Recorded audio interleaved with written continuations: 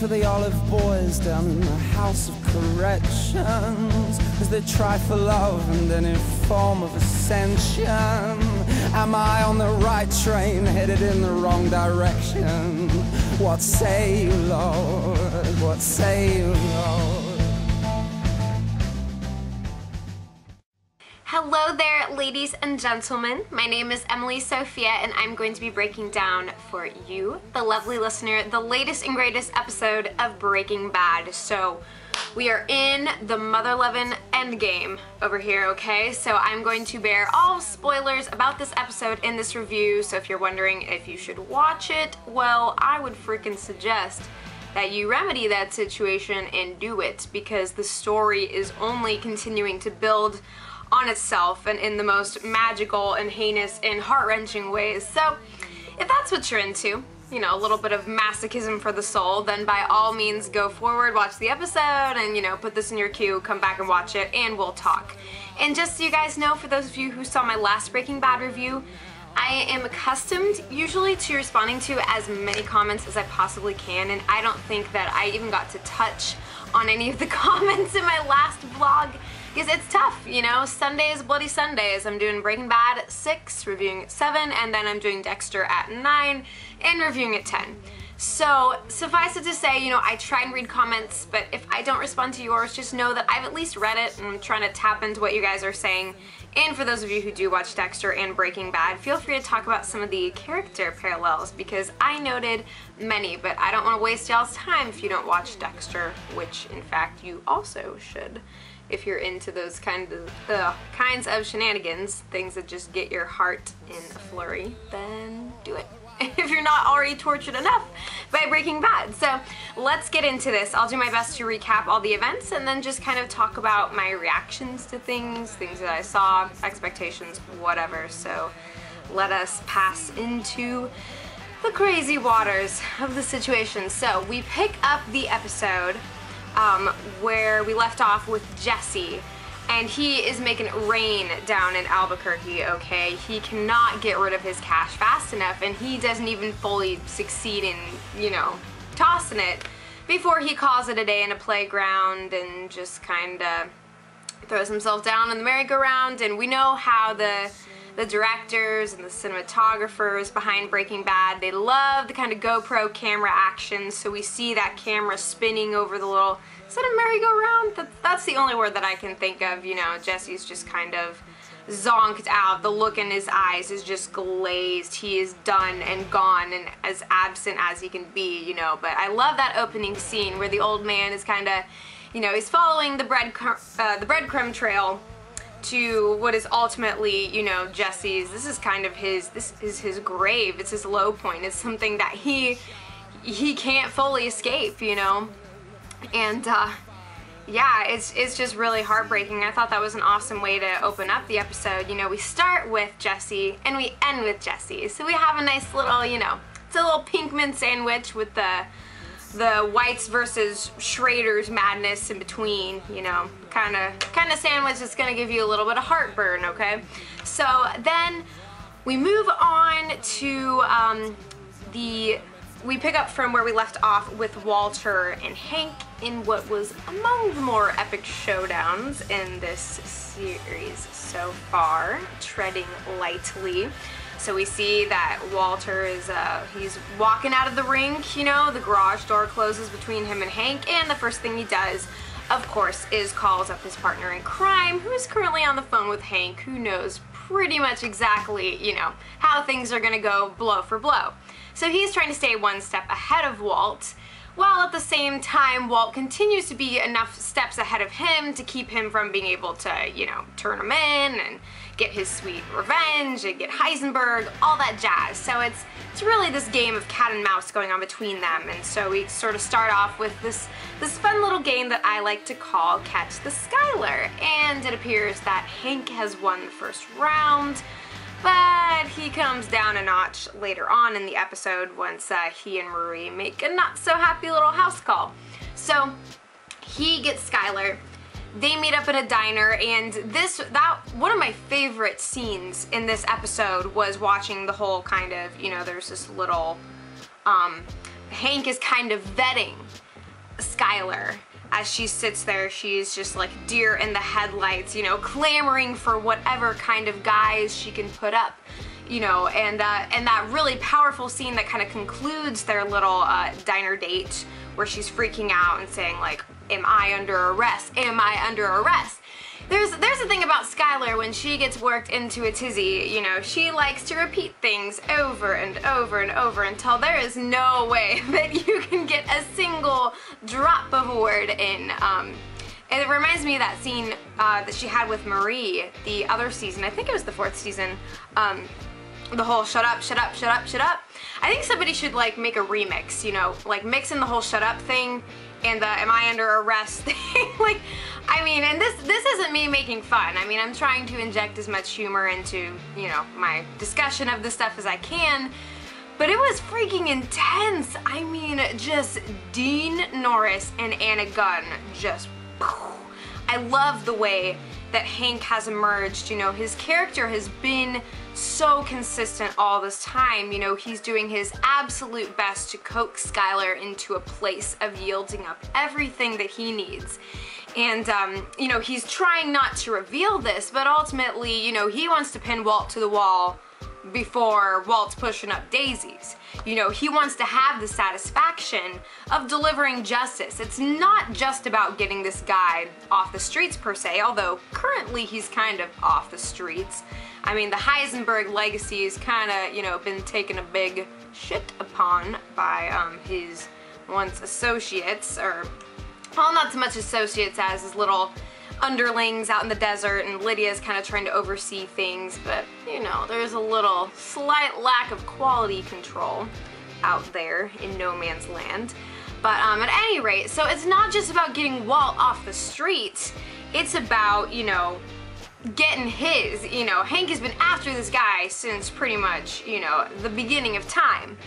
And it really isn't even just about the satisfaction per se, it's really about justice. Like, he's got such a heart of gold about this situation, and yet everyone is extremely compromised here. Now even Hank, knowing what he does, and he knows he's right, but he has to build his case, but he's not sure if everybody else is gonna get there first, and, you know, etc., etc. So everyone is just in this great pool of compromise, and sadly this is not a pool in which we can all, you know, get along and just kind of have fun and slap each other with the pool noodles, and it just doesn't work that way. Pretty much I only foresee things ending in just about everybody drowning in some sense.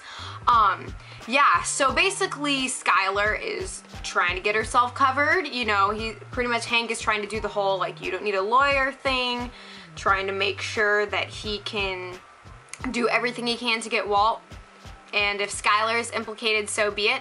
But she's trying to, you know, just take things a step back, and just the emotional intensity that Hank can sense about her, he is indeed trying to tread lightly. So, you know, he really can't help but take Walter's advice. So, you know, if Walt might be able to glorify himself with that information, then so be it. But, and of course, you know, then she's trying to, Skylar's trying to get a hold of Walt again, who's back, you know, kind of trying to figure out things with Goodman. Nobody knows what's going on with Jesse. He's off in La La Land on the merry-go-round, and not much can be done about him at this point.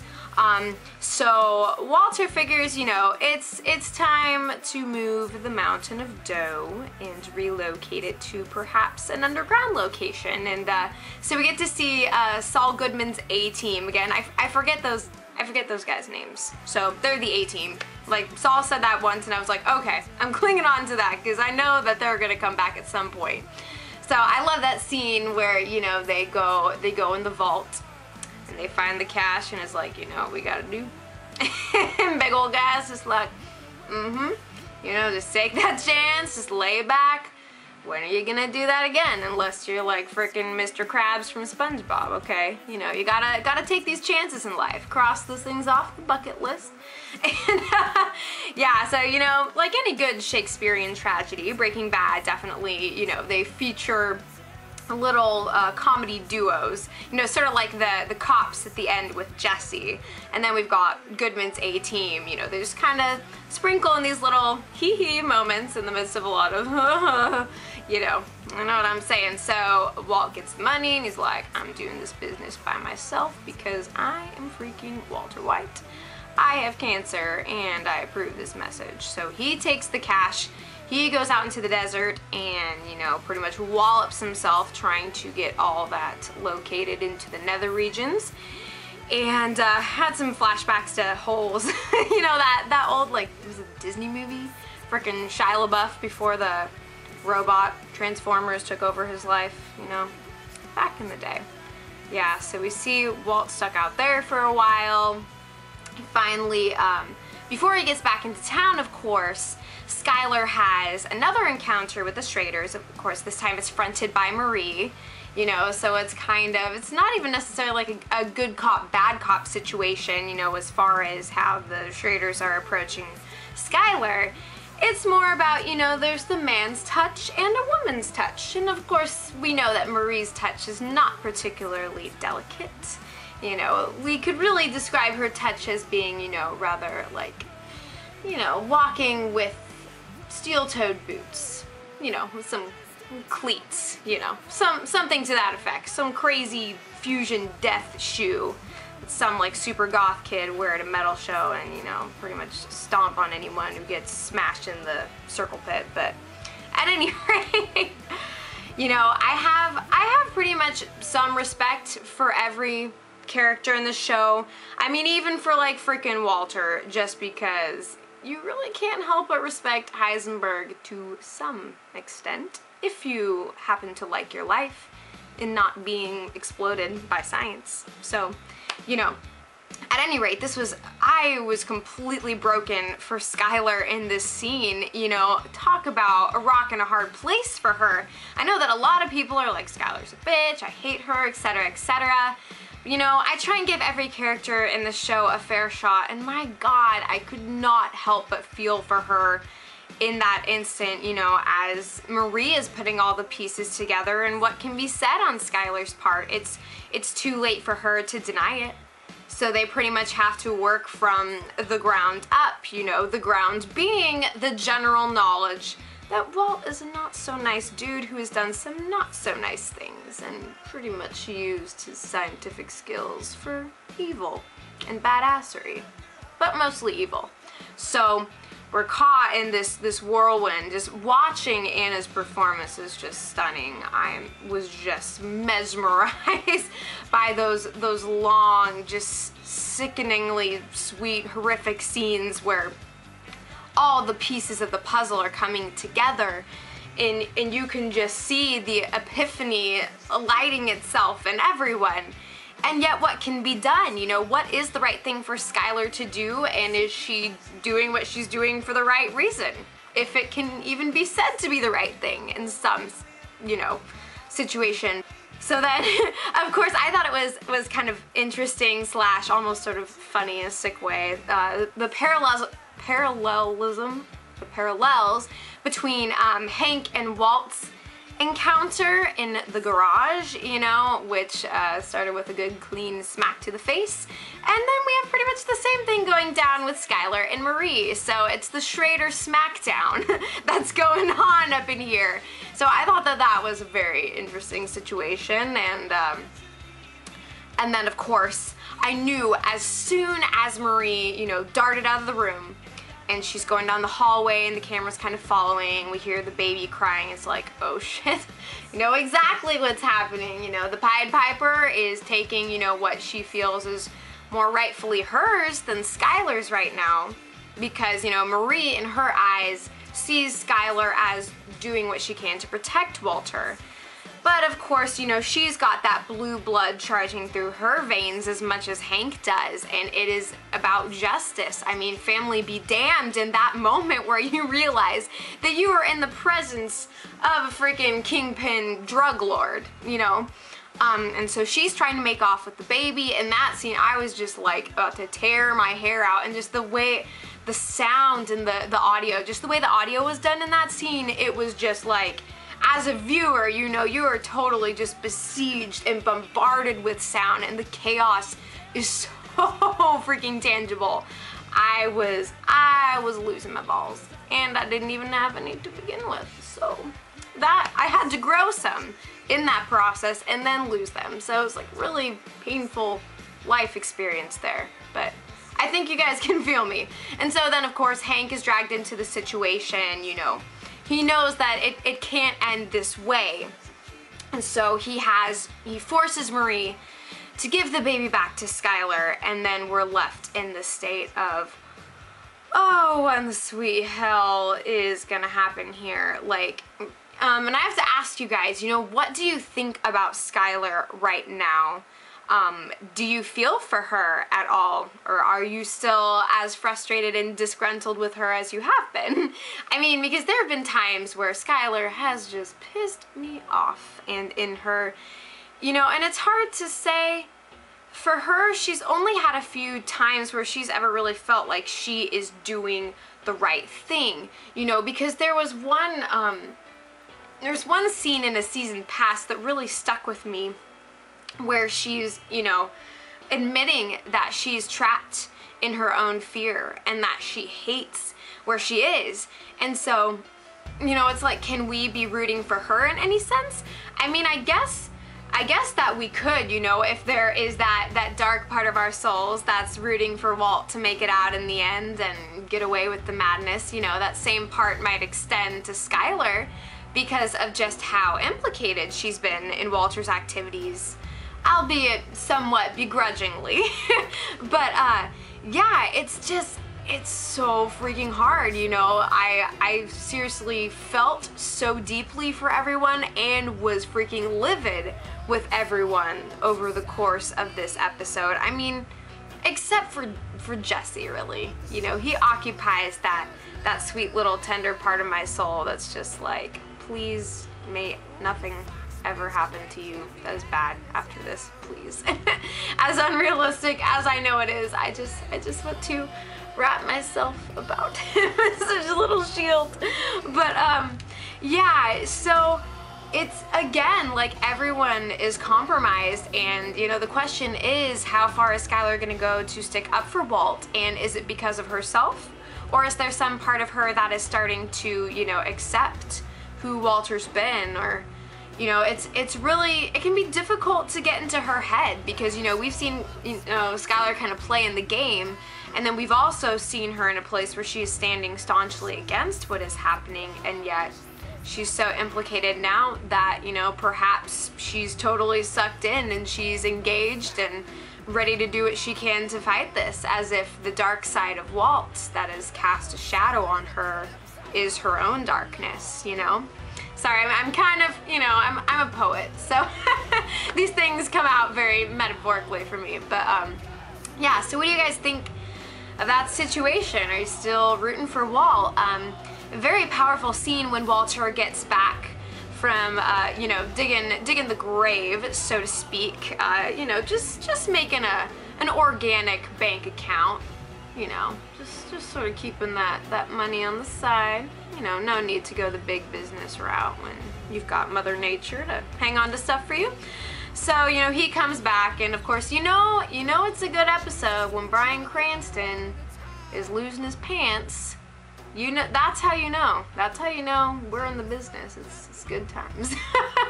I saw on Tumblr one time somebody was like, I've seen Bryan Cranston like naked more times than I've seen myself, or like I don't know. It was hilarious at the time. But at any rate, so he's totally broken down, and then, you know, just freaking exhausted, and so he wakes up in the morning, comes to, and, you know, we have this kind of haunting sort of discussion with him and Skylar as to, you know, like, what's been shared. You know, Skylar is incredibly anxious to, you know, convey to him that she kept her lips as zipped as she possibly could. And yeah, what's interesting about the situation as well is that, you know, Hank and Marie probably suspect abuse and all that. And, you know, to some extent, I think you can argue that there could be some sort of form of psychological abuse. But you know, it's just such a different situation for the whites, and it's what makes this story so incredibly compelling and just different. It's such a standout. I mean, as if you guys didn't know. But you know, Walter insists that like he'll turn himself in as long as they can still keep the money. And it all comes back to the money, and Skylar tries to show him, you know, that that just can't be the case. You know, he wants to keep the fruit of his labors and yet still be absolved of what he's done. You know, and it just sort of shows this interesting split that has, you know, created itself in Walter's mind, and we could talk about that more in the comments or whatever you guys prefer. And another scene that was pretty killer, you know, we see Lydia going to check up on what is left of Heisenberg's organization, and I was waiting for that and kind of excited / nervous to see what was happening there.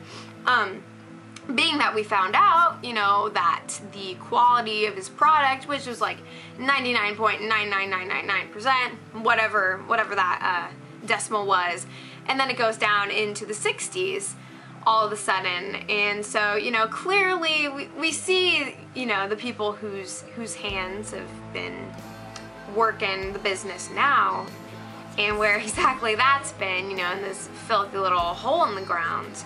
And very powerful scene, of course, as the guys go up to the surface and Lydia stuck down below, kind of in this, like, all of a sudden the lab turns into like this war bunker, and that's just kind of, you know, sort of a metaphor of what this industry is. And then another ridiculously just chilling moment as she starts coming back up and, you know, closes her eyes and is kind of wandering through the maze of bodies. And, you know, in her cute little heels, and then of course when the guy isn't quite dead, he gets shot, bangity bang, and the guy who's leading her is like, yeah, sorry about that. You know, workplace hazards, it happens. So now the question is, what is going to become of Heisenberg's industry now? I mean, because Lydia was talking about how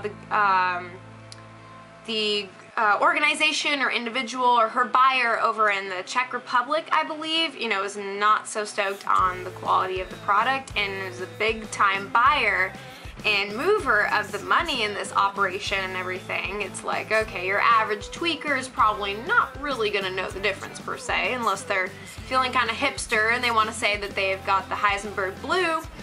But nonetheless, so it's all those business dynamics and stuff, and I think that's going to, you know, come into powerful play as inevitably Walter's gonna find out what's become of his industry, and I don't think he's gonna be so hot on that. So that might be kind of in, you know, back to making the meth himself or something to that effect. I mean, suffice it to say, I think he's gonna have a few more cook-offs coming up in the future. So yeah, and then of course we come back to Jesse. Inevitably he's been found out for, as I said before, making it rain in Albuquerque. What business has he doing so? And we got another little humor moment with kind of the two cops just kind of heckling his balls off, and then Hank kind of steps in. Backtrack really quick, you know, we have this sort of haunting moment as Hank is walking through his office and just saying hey to everybody and realizing just what it will mean to turn Walter in, that it will be the end of him, the culmination of everything he has worked for. This has to be it. And I just love the rich sense of endgame that we have going on here. It's bananas. So let me know what you guys thought of this episode in the comments below. I freaking loved it. It only gets better and better from here, and I respect the living shit out of this show, and I don't foresee that changing anytime soon.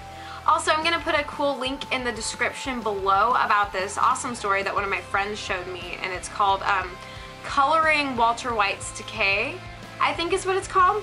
And basically it looks at the color schemes of the outfits of all the different characters in the show season to season, and how they change based on like the change of the characters that they're experiencing internally, externally. It's just, I mean, if you don't already appreciate the crazy makeup of this show, then you're gonna go a little bananas. So I hope that you guys will enjoy that. Thank you so much for watching. I'll be back next week, and thanks for sticking around for all my long-winded talks. Love you guys, and yeah, so let's break down this Breaking Bad business, and I'll see you guys in a jiff.